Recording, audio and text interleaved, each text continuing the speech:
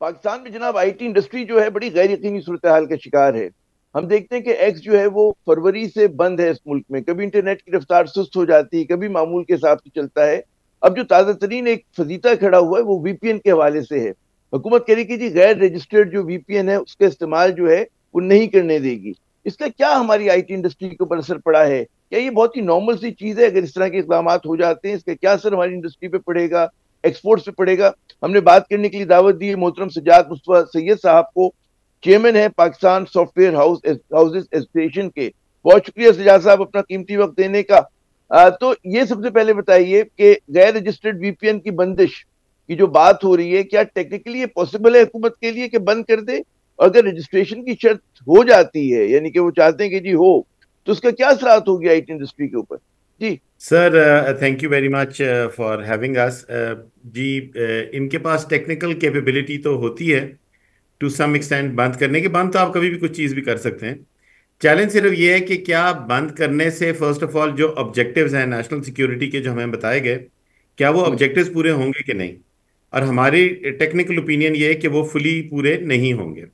On top of that sir, जो economic damage होगा इसकी वजह से, वो हमारी इंडस्ट्री जो इस वक्त 40% के हिसाब से ग्रो कर रही है, तकरीबन हर साल $3 अरब का फॉरेन एक्सचेंज आता है, जिसमें जिसमें तकरीबन 30 लाख घराने को सपोर्ट करती है, सबसे बड़ी एम्प्लॉयर है यूथ की, सबसे बड़ी टैक्स पेयर है, और ऑन ट्रैक है 5 सालों में $15 अरब के होने की।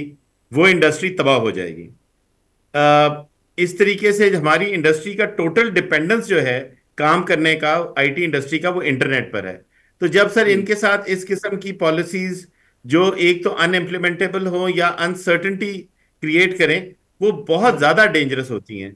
बिकॉज इस तरह की पॉलिसी जिन पे ज़्यादा गौर व खौज ना किया जाए, ना पॉलिसी बनाने के लेवल पे भी और पॉलिसी की इम्प्लीमेंटेशन के लेवल पे भी, सर उससे चैलेंज ये होता है कि हमारी कस्टमर्स में रिस्क आ जाता है और बहुत बिजनेस लॉस होता है।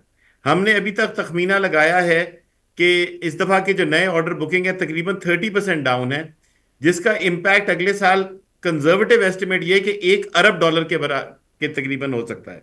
सो एज ए हमारी स्टेक हुकूमत। होल्डर सजाद साहब, इतना बड़ा मसला है कि ऑलरेडी बकौल आपके कि 30% कवरेज में इस मसले को बतौर स्टेक होल्डर आपने हुकूमत पे किसी सतह पर उठाया? कोई आपकी मीटिंग्स हुई? क्या कहती है हुकूमत को? क्या नजर नहीं आ रहा सामने की चीज के जिसका कितना ज्यादा नुकसान हो रहा है? जी सर, हमारी मीटिंग्स हुई हैं। हमारी मीटिंग आज भी हुई है, चेयरमैन पीटीए से हुई है। The minister also granted a time, कुछ और लोगों से भी हमारी बात हुई। अ, अभी जब उन्हें, आई थिंक जब इम्पैक्ट असेसमेंट हुआ है अभी इस इंस्ट्रक्शन के बाद, तो उन्हें पता चला है कि इकोनॉमिक इम्पैक्ट इतना ज़्यादा है, तो now they are we are all trying to find a way out. अब देखिए सर, होता ये कि जहाँ तक नेशनल सिक्योरिटी का मामला है, हम एज इंडस्ट्री, एज मुहिब वतन पाकिस्तानी, हम फुली सपोर्ट करते हैं। हम किसी टेररिज्म के खिलाफ जितना हमसे सपोर्ट चाहिए हम जरूर करेंगे, वो हमारा फर्ज है, ये हमारा मुल्क है। हैविंग सेड दैट, वी हम ये कह रहे हैं कि हमारे साथ मिलके बात करें। हम आपको तरीका बताएंगे और कुछ तरीके हमने बताए भी हैं कि अगर उस तरीके से करें तो जो नेशनल सिक्योरिटी के अंदर जो चैलेंजेस हैं वो भी ओवरकम कर लेंगे और इकोनॉमिक लॉस भी नहीं होगा। मुझे बताइए कि और आप हमारे लोगों पास को दुनिया के कई वीपीएन की। ममालिक के ये प्रेसिडेंट्स अवेलेबल हैं जहां पे हम्म, उन्होंने इस किस्म के कंट्रोल्स किए और नेशनल सिक्योरिटी का मसला भी हल किया। क्योंकि नेशनल सिक्योरिटी सिर्फ पाकिस्तान का मामला तो नहीं है ना सर, दुनिया की हर नेशन की नेशनल सिक्योरिटी होती है। सो मुझे ये हम बताइए इसका सजाद साहब, तरीका जी। ये बताइए कि वीपीएन की रजिस्ट्रेशन अगर होती है तो उससे क्या आपकी इंडस्ट्री को प्रॉब्लम होगा? सर हम कर ही नहीं सकते ना। चैलेंज ये है कि मतलब मैं आपको इस तरह बताऊं कि अब एक फ्री लांसर है, वीपीएन की रजिस्ट्रेशन, फॉर इंस्टेंस बड़ी छोटी छोटी एग्जांपल्स देता हूं मैं आपको दो तीन। एक फ्री लांसर है जिसने किसी वेबसाइट से काम पकड़ा और हम्म, अब उसने उसे डिलीवर करना है। वेबसाइट है हमारी, काम पकड़ा, और वेबसाइट वो दुनिया में कहीं भी हो सकती है। अब वो हम्म, काम पकड़ने के बाद कहेगा जी थैंक यू, आप जरा इंतजार कीजिए, मैं 8 घंटे पीटीए से पहले रजिस्टर करा लूं, फिर मैं आपसे काम करूंगा। वो अगली कंपनी कहेगी यार मैं फिलीपींस में दे देते हैं हम ये काम, वो क्यों करेगा हमारे साथ काम।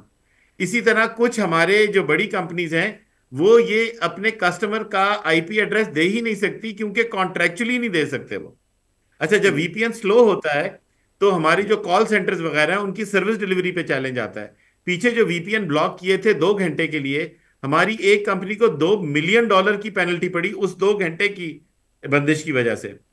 तो sir we have to be very very cautious. ये एक बहुत इंपॉर्टेंट इंफ्रास्ट्रक्चर है। इसके साथ कुछ भी करने से पहले, चाहे आप उस पर थ्रॉटलिंग करें, चाहे उस पर वीपीएन लगाएं, उस पर कोई भी कंट्रोल करने से पहले हमें उसका इकोनॉमिक असेसमेंट करना बहुत जरूरी है। ये एक क्रिटिकल शारग है हमारी इंडस्ट्री की, हमारे मुल्क आप की, और हमारे आप ये मुल्क की समझते सालमियत हैं इसमें कि करने। हुकूमत पे जो बढ़ती तनकीद है समाजी मीडिया पे, उसने बहुत ज्यादा नर्वस किया हुआ है हुकूमत को? सर मैं इस पे कमेंट नहीं कर सकता कि पीछे क्या हो रहा है, वो हमारा मैंडेट नहीं है सोशल चले। मीडिया और उसका। हमारा बिल्कुल बिजनेस मैंडेट है। हमारा और मैंडेट और नेशनल और और सिक्योरिटी, उसका उसका बिजनेस लुबे मैंडेट। लुभावी के बिजनेस के लिए ये चीज बेहतर नहीं। बहुत बहुत शुक्रिया सजाद मुस्तफा सैयद साहब, आपने अपना थैंक यू सर। कीमती वक्त दिया। नाजरीन के हमें अगर 21वीं सदी में जीना है, उससे हम आहंग होकर चलना है, तो आप इंटरनेट का गला घोंट के नहीं चल सकते, आप वीपीएन पे पाबंदियां लगा के नहीं चल सकते, आप एप्लीकेशंस को रोज बंद करके नहीं चल सकते।